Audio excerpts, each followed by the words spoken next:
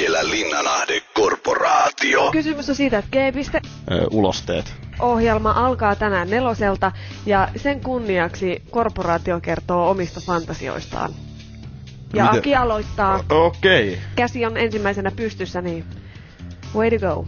Kysypäs liittyy kaikki eritteet. Joo. Kaikki mahdollinen oksennus.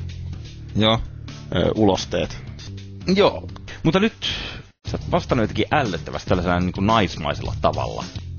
Joo. Pitäisikö me joku kertaa leikkiä niin, että mä oon esimerkiksi joku pikkutyttö, joka tulee luostariin. Joo. Miksi se voi olla vaan seksihullu, jolla on liian vähän patteria? Joo. Mä luulen kans, että ehkä joo.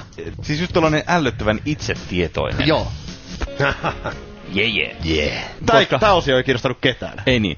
Heikelä Linnanahde Korporaatio. Miksi me voi keskustella?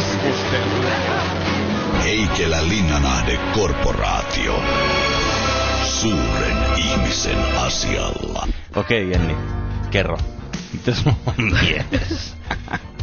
Minä Joo. niitän siemeniäni ja se on sillä selvä. Näin.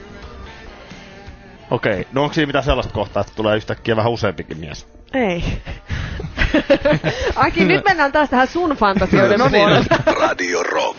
Heikelä Linnanahde Korporaatio. Kelatkaa sitä, että Sikaharri on täällä. Tulee todella syvältä.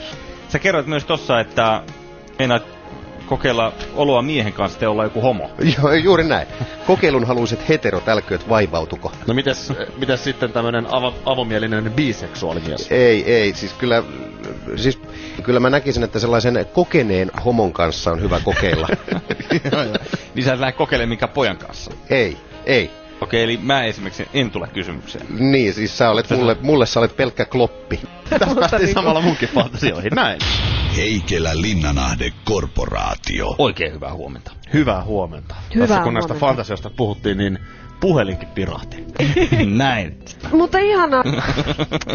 Tommosia saastaisia hirviöitä. Saastaisia hirviöitä. Suuhun. Radio Rock. Heikelä Linnanahde Gedhana Nillä Korporaatio.